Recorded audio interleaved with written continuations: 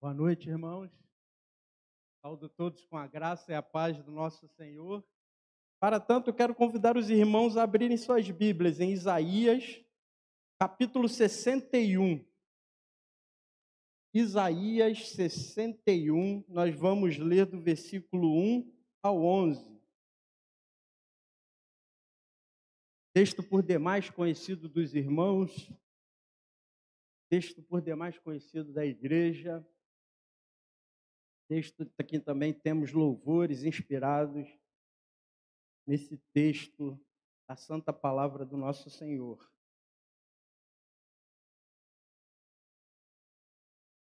Isaías, capítulo 61, versículo do 1 ao 11. Vamos orar ao nosso Deus, querido, antes da leitura do texto sagrado. Pai, a Ti rendo graças, Senhor.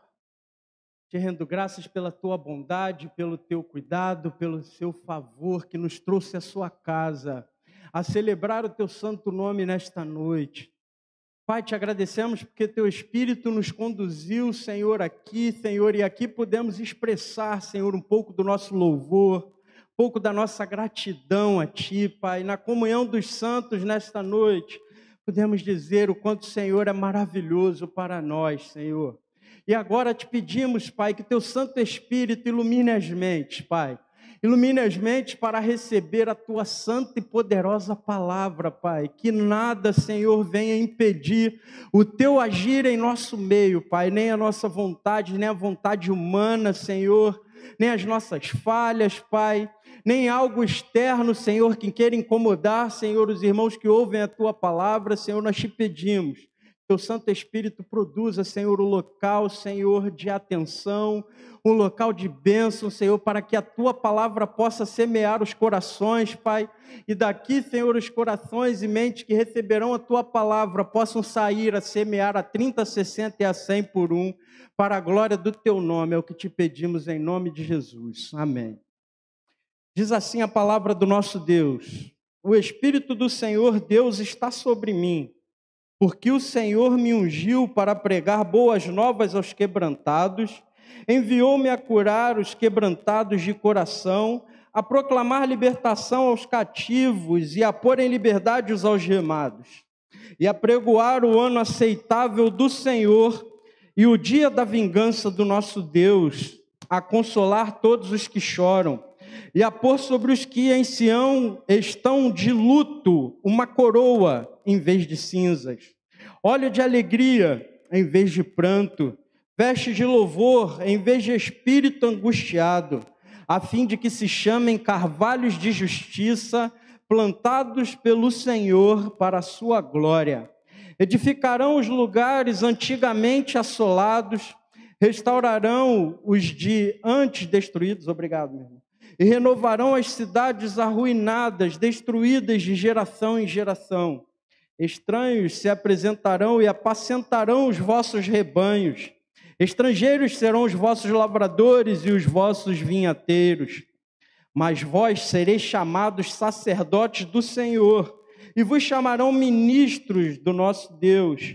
Comereis as riquezas das nações, e na sua glória vos gloriareis. Em lugar da vossa vergonha, tereis dupla honra.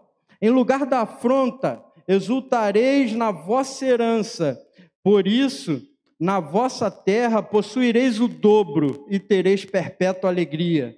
Porque eu, o Senhor, amo o juízo e odeio a iniquidade do roubo. Dar-lhe-eis fielmente a sua recompensa, e com eles farei aliança eterna.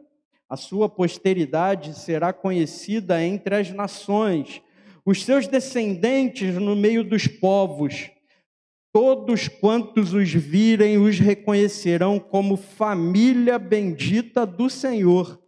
Regozijar-me-ei muito no Senhor. A minha alma se alegra no meu Deus, porque me cobriu de vestes de salvação e me envolveu com o manto de justiça, como noivo que se adorna de turbante, como noiva que se enfeita com as suas joias, porque como a terra produz os seus renovos, e como o jardim faz brotar o que nele se semeia, assim o Senhor Deus fará brotar a justiça e o louvor perante todas as nações.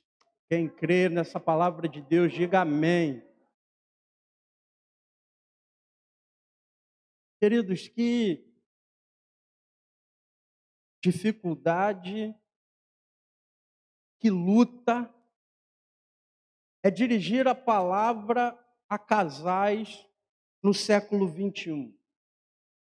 Que luta e quanta dificuldade os casais enfrentam no nosso tempo. Quantas lutas e adversidades enfrentamos no nosso cotidiano, não somente no dia a dia, mas atacando nossa família, atacando amigos, atacando pessoas que amamos. Ligamos a TV no streaming da Netflix e vamos perceber que a nossa família está em ataque, está sendo atacada constantemente. Você liga a televisão na antiga Globo para ver qualquer coisa e você percebe que a sua família está sendo afrontada e atacada constantemente. Você assiste outros canais, outras emissoras, outros filmes, outras séries, novelas, qualquer coisa que você ligue e tente interagir, você percebe que há um ataque declarado contra a sua família. Você percebe, queridos, que agora não basta somente atacar o marido e a mulher. Agora eles têm um interesse gigante nas crianças. Eles querem atacar na base, querem atacar nos nossos pequeninos, querem destruir a base da igreja, a base daquilo que o Senhor pediu para que tivéssemos cuidado, que pediu que semeássemos a palavra. Eles querem atacar lá, nos inocentes, nos que não entendem, nos que não estão preparados e habilitados para trocar, desligar o canal, trocar a televisão, sair do site, modificar a rede social. Ah, queridos, quantos ataques. Então eu percebo e chamo a atenção da igreja aqui nesta noite, chamo a atenção dos irmãos, para que os irmãos entendam que estamos em guerra. Não, queridos. Não é somente quando as coisas vão mal, quando o dia mal chega e bate a minha e a sua porta. Não é somente quando as adversidades se levantam. Não. Estamos em guerra constante. Se baixarmos a guarda amanhã ou hoje à noite ainda, antes de dormir, há um ataque preparado. Se baixarmos a guarda na escola, onde pensamos que nossos filhos estão protegidos, lá eles estão sendo atacados. Se baixarmos a guarda, percebemos que na nossa caminhada, onde virarmos os olhos, olhar para o lado, estamos sendo atacados. A família tem sido atacada, queridos, porque a família é projeto do Senhor desde a criação. Desde a criação, o Senhor institui que deixe o homem, seu pai e a sua mãe, e una-se à sua mulher, e os dois formem uma só carne. Quem foi que disse que uma carne é feita para ser dissolvida? Quem foi que criou e inventou que uma carne dita por Deus, uma só carne, é feita para ser destruída, desfeita, separada? Mas se dermos ouvidos à nossa geração, é comum. Se olharmos para o lado, tenho certeza que os irmãos aqui conhecem pessoas, até da nossa fé, em que dizem que não resistiram, em que dizem que não suportaram, e que a separação foi a única forma encontrada. Olhamos para o lado, olhamos para o outro, olhamos para a frente, para trás de nós e percebemos que essas lutas que passavam distante da igreja, que nós conhecíamos no mundo, aqueles que são crentes um pouquinho mais antigos, crente da geração de 80, 90, eu não sou não, tá? Eu só estou lembrando lá. Ah, queridos, quantos divórcios nas nossas igrejas, quantos divórcios de servos do Senhor, de obreiros, do Senhor, presbíteros, diáconos, seminaristas, licenciados. Hoje mesmo eu tive contato com uma irmã em que o seu marido se separa no segundo ano de licenciatura, caminhando para o ministério, como o Ziel e eu caminhamos juntos. Esse lá do meu presbitério não resistiu, na licenciatura se separou. As lutas, queridos, e adversidades para nos enganar, para tampar os nossos olhos e dizer não. Podemos ser como os de fora, podemos ser como os do mundo, podemos ser como os da nossa geração. Não deu certo, separa. Não deu certo, vai cada um para o seu lado. Quando a palavra do Senhor nos diz totalmente o contrário. Eu começo, queridos, a entrar no texto e eu percebo que casais inteligentes, casais nutridos, famílias saudáveis, são famílias e casais que buscam no Senhor motivos para terem seus pés firmados na rocha. E em seus pés firmados na rocha, o seu casamento refletir. Refletir não a glória humana, mas refletindo a glória de Deus. Manifestando não a glória humana, mas manifestando a glória de Deus. O texto que nós lemos, queridos, vai falar sobre o futuro glorioso de Israel. Todo esse período de profecia de Isaías até o final do livro, ele vai falar sobre a glória futura de Israel. Eu chamo a atenção dos irmãos aqui a prestarem atenção comigo no texto, que quando ele fala da glória futura, apontava diretamente para a Igreja Presbiteriana de Saracuruna aqui nesta noite. Ele apontava para a glória futura que Israel teria de receber o Cristo, o Filho do Deus vivo encarnado, pisado em glória, vivido com eles, andando com eles, pregando a palavra. O texto que nós lemos, os 2 primeiros versículos, são 2 primeiros versículos que nós encontramos no Evangelho de Lucas, no capítulo 4, versículo 18 e 19, quando o Senhor Jesus abre o livro e começa a dizer, a proferir o que está escrito aqui, que nós lemos nessa noite. O Espírito do Senhor, Deus, está sobre mim. Ele parafraseou esse texto para dizer, eu cheguei.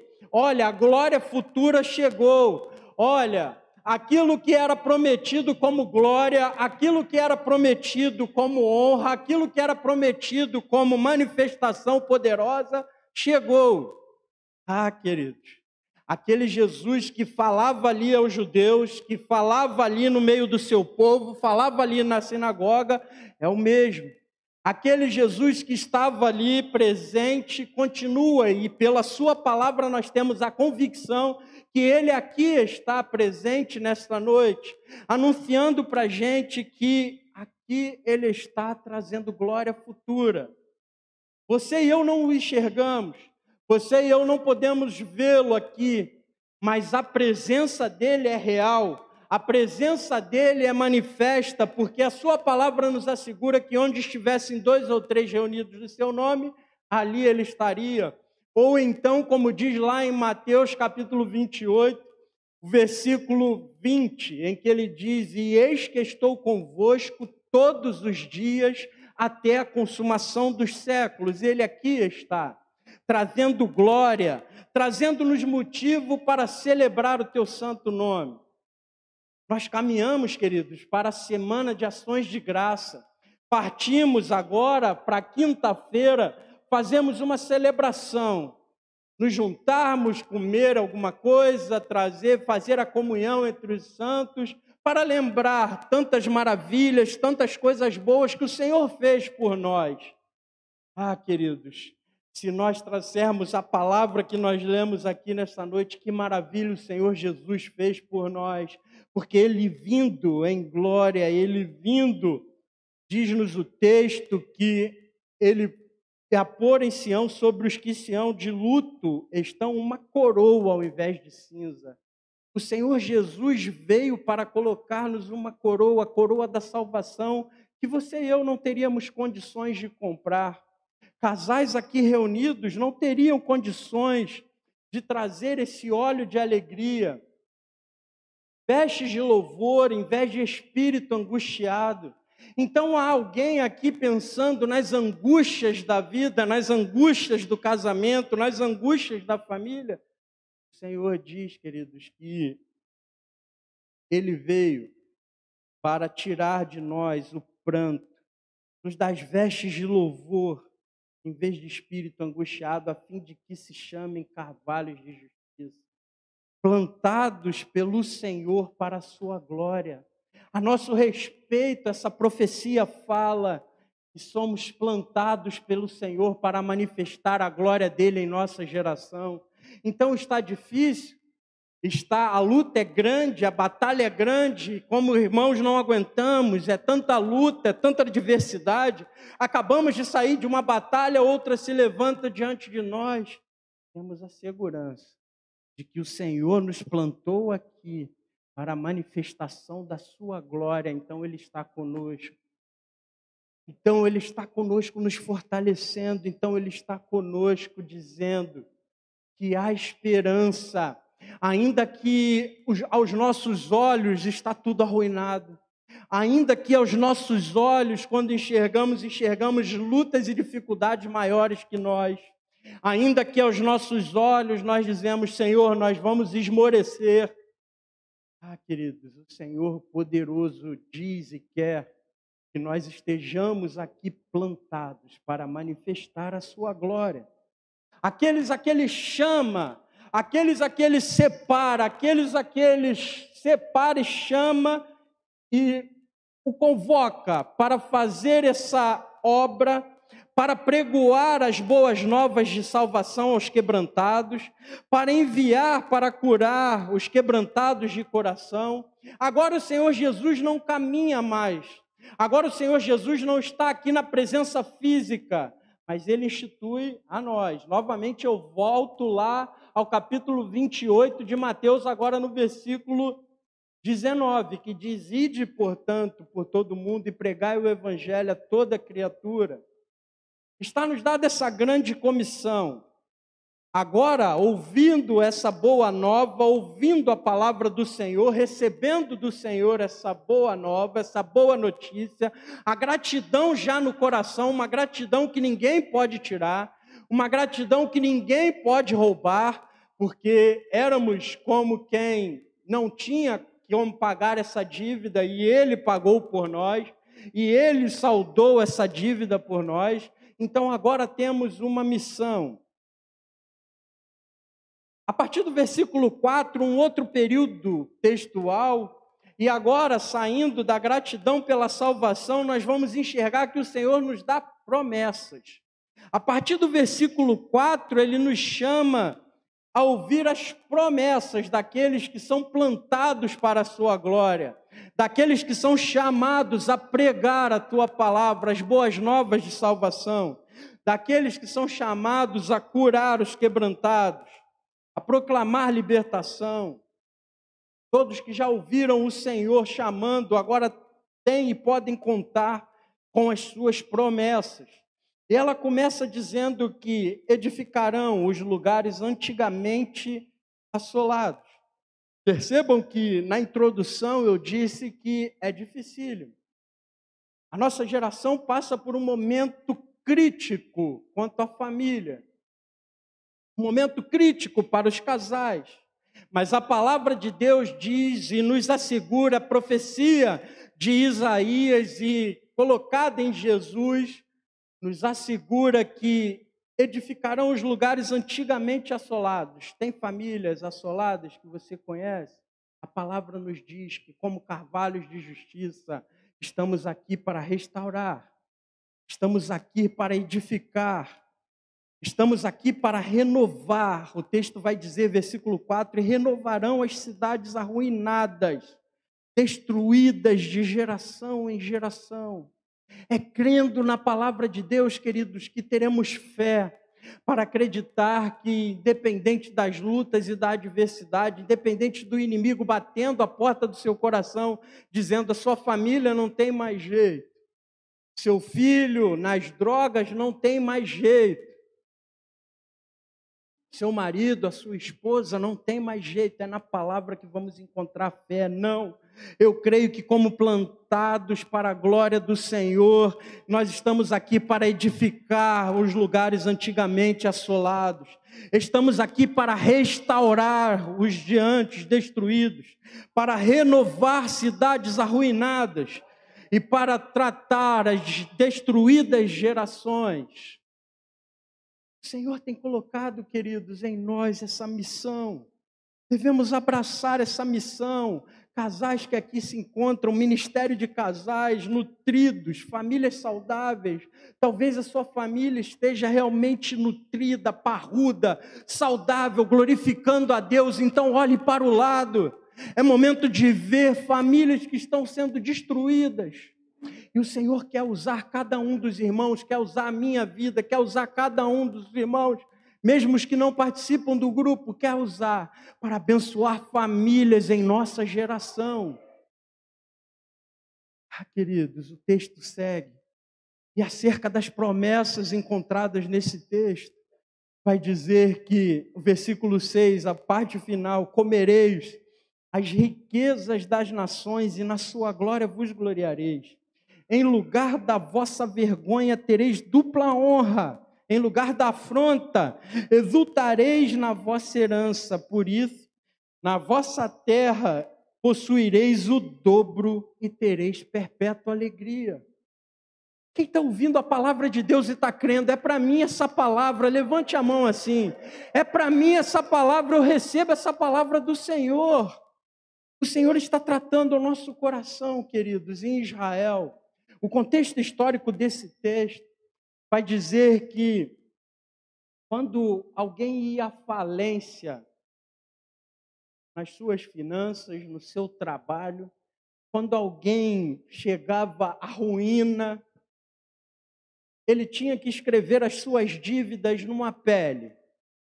Dívida por dívida, escrevendo numa pele e colocar à frente da sua casa, num local alto, para que as pessoas, ao passar por ali, pudessem ver, olhar, contemplar a vergonha daquela família. Mas com aquele dito, com aquela pele ali escrita, usada para escrever as dívidas de uma família, as dívidas de um cidadão, poderia ver também um rico benfeitor. E em algumas circunstâncias, esse rico chegava, olhava aquela pele, lia as dívidas e dizia: eu vou remir ele. Eu vou remir essa família. Eu vou batalhar por essa família. E diz o contexto histórico que aquele rico pegava aquela pele, dobrava aquela pele que continha as dívidas, ele dobrava aquela pele, e agora, por sobre aquela pele, ele escrevia o seu nome. E colocava num lugar alto. E colocava à exposição. Para que todos soubessem que aquelas dívidas feitas pelaquela família falida, por aquela família sem condições de pagar, por aquela família que o recurso não tinha condições de chegar a pagar aquela situação, agora havia um nome, havia alguém disposto a pagar. E aquela pele no lugar alto, dobrada, escondendo as dívidas, mas com um nome. E todos os credores sabiam que aquela pele era da família fulana de tal, poderia ir cobrar aquele rico benfeitor que tinha colocado o nome ali. Queridos, o Senhor Jesus fez isso por nós. A minha dívida, a sua dívida, a dívida que nós tínhamos era impagável. Ele um dia olhou com misericórdia por nós, dobrou aquela folha, aquela pele que continha os meus e os seus pecados e disse: agora tem nome. É Jesus Cristo de Nazaré. Quer cobrar? Vem cobrar em mim. Agora o nome da sua família, família Jair Farias, agora é a sua família Farias da Silva, vai cobrar do Senhor Jesus. Eu tomo posse dessa palavra acreditando que, em lugar da vergonha, dupla honra, a vergonha do meu pecado, a vergonha do pecado que a minha família possa ter cometido, a vergonha que meus filhos possam ter produzido, a vergonha que os irmãos possam estar tendo. Creia, queridos, que o Senhor Jesus pegou e pagou e disse aos nossos credores: venha buscar que está pago. Agora não há mais, essa vergonha foi tirada e nele, na vida dele, a dupla honra. Queridos, se há alguém aqui entre nós que nessa noite ainda não entregou a vida a Jesus Cristo de Nazaré, é no seu coração que Ele está batendo a porta nesta noite dizendo: eu quero entrar e pagar a sua dívida. Eu quero entrar e limpar esse coração. Eu quero entrar e dizer para os seus credores, por maior que seja a vergonha, eu estou disposto a dizer que em meu nome você terá dupla honra. Queridos, que certeza, que maravilha, que promessa, maior do que riquezas terrenas. Eu poderia aqui usar do texto como alguns utilizam do texto para te dizer que você teria dupla honra terrena. Queridos, mas que riqueza terrena quando eu olho e que a minha riqueza não tem fim. A sua riqueza em Cristo Jesus, Ele pagando o saldo, Ele está dizendo: a minha e a sua riqueza agora ela é eterna. Agora ela não tem fim, não é com a morte que vai acabar a nossa riqueza. Os ricos da terra que conhecemos, se o Senhor virar o rosto, como nos diz o Salmo 115, eles desfalecem. O coronavírus provou aí que não há dinheiro, não há recurso que faça com que alguém segure a sua vida, permaneça com ela por muito tempo. Queridos, então as riquezas terrenas, ela não pode gerar essa alegria no meu e no seu coração, mas a riqueza eterna em Cristo Jesus, nós temos a garantia que viveremos eternamente com dupla honra. Não porque somos merecedores, não, mas porque Ele se fez homem, se humilhou, se fez homem, se colocou e habitou entre nós para morrer por mim e por ti e pagar a nossa dívida. O texto segue, queridos, e vai dizer que a minha e a sua família, no versículo 9, a nossa posteridade será conhecida entre as nações e os seus descendentes no meio dos povos. Todos quantos os virem os reconhecerão como família bendita do Senhor.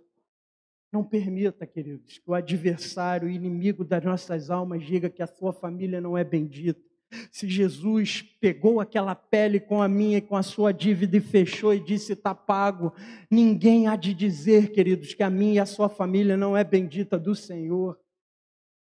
Queridos, abrace essa palavra, essa profecia de Isaías, trazendo até os nossos dias, fazendo com que nós, os gentios que recebemos a palavra, agora nos cheguemos à família de Abraão pela fé. Pela fé, essa fé que é impossível agradar ao Senhor. Então, queridos, é por ela, dita lá em Hebreus capítulo 11, versículo 6, sem fé é impossível agradar a Deus.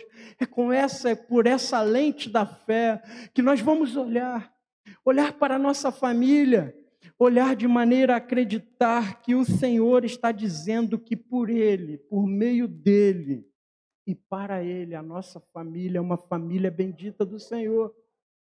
As circunstâncias querem dizer não, as adversidades podem estar dizendo para alguns aqui, não. Não olhem, queridos, com os olhos humanos e terrenos, olhem com os olhos da fé, com a lente da fé e diga: minha família é família abençoada do Senhor. Para que o texto avança? E o texto vai dizer: casais que aqui estão, nutridos pela palavra, famílias saudáveis que aqui estão, para que nós tivéssemos alegria. E esse é o último ponto da mensagem.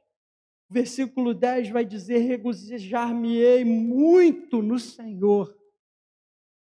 Regozijar-me-ei, alegrarei-me muito no Senhor, porque agora eu tenho a certeza, a convicção por essa palavra de que nada pode dizer contra a minha família, nada pode se levantar dizendo que minha família não é bendita, nada pode dizer que eu sou um devedor. Ao invés da vergonha, a dupla honra agora.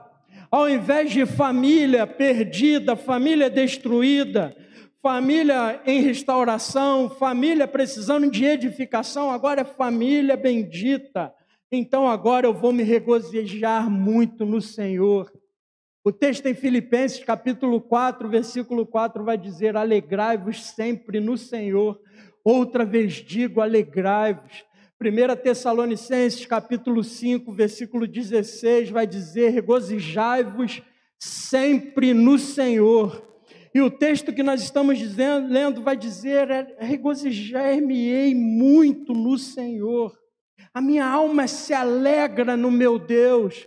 Nessa noite, querido, se você entrou aqui talvez com sentimento de tristeza, talvez o adversário dizendo que não tem jeito, mas agora pela palavra do Senhor, você sai daqui dizendo: eu me alegro. Ainda que eu chegar em casa, as circunstâncias vão dizer: não, se entristece, mas você olha para ela e diz: não, pela fé eu me alegro. Pela fé em Jesus Cristo eu creio e eu me alegro, Ele pagou o preço. Regozijar-me-ei no Senhor. E o texto vai dizer, queridos, como noivo que se adorna de turbante, como noiva que se enfeita com as suas joias, porque como a terra produz os seus renovos, e como o jardim faz brotar o que nele se semeia, assim o Senhor Deus fará brotar justiça e o louvor perante todas as nações. Se há justiça em nós, foi porque fomos justificados em Jesus Cristo. Se há louvor na minha e na sua boca, se estamos aqui nesta noite transbordantes de alegria, porque Ele nos permitiu, queridos, ter essa alegria em nosso coração. Essa alegria que não tem fim, essa alegria que é ultra circunstancial, que não podemos olhar para as circunstâncias, para o bolso cheio, para a despensa lotada. Não precisamos olhar para essas coisas, para carro, para casa, nada disso. Essa alegria é ultra circunstancial porque ela vem diretamente do Senhor para a nossa alma. É ela que vai trazer o louvor que prestamos ao Senhor, porque, Senhor, sem Ti nada somos. É nesse sentido que vamos entender que sem o Senhor não há. Sem o Senhor não há situações de alegria. Sem o Senhor a alegria é passageira. Sem o Senhor os relacionamentos são aventuras. Sem o Senhor, construção de família é como o mundo diz: me fez infeliz, eu vou embora. Ah, queridos, mas quando o Senhor entra, nada disso é como antes. Quando o Senhor entra na história, é para dizer: com alegria celebramos a Ti, Senhor. Tudo está esquisito. O cenário é triste, o cenário é caótico, mas com a alegria da fé em nossos corações dizemos: ah, Senhor, o louvor estará perpetuamente em meus lábios, porque o Senhor me fez família bendita do Senhor. Que nessa noite, queridos, não somente a sua casa, não somente os da sua família, mas que você saia com essa alegria no coração para transbordar na vida de vizinhos, na vida de amigos, na vida de colegas de trabalho, dizendo que em Cristo Jesus a alegria é completa, que em Cristo Jesus encontramos a gratidão porque Ele nos salvou. Em Cristo Jesus encontramos que somos colocados aqui para edificar coisas destruídas, consertar coisas destruídas. Tudo que de geração em geração foi destruído, fomos colocados pelo Senhor a consertar. E que possamos produzir, queridos, sementes no reino de Deus. E que as pessoas que estão sedentas, os eleitos sedentos, esperando a manifestação dos filhos, possam ver na minha e na sua família a manifestação da glória do Senhor, para que o nome de Jesus seja exaltado em nossa geração. Para que em nossa geração a Globo diga uma coisa e nós como igreja dizemos outra, e nessa outra dizemos: a glória do Senhor há de ser manifesta na nossa geração. Receba essa palavra da parte de Deus, nosso Pai, da de nosso Senhor e Salvador, Jesus Cristo. Amém.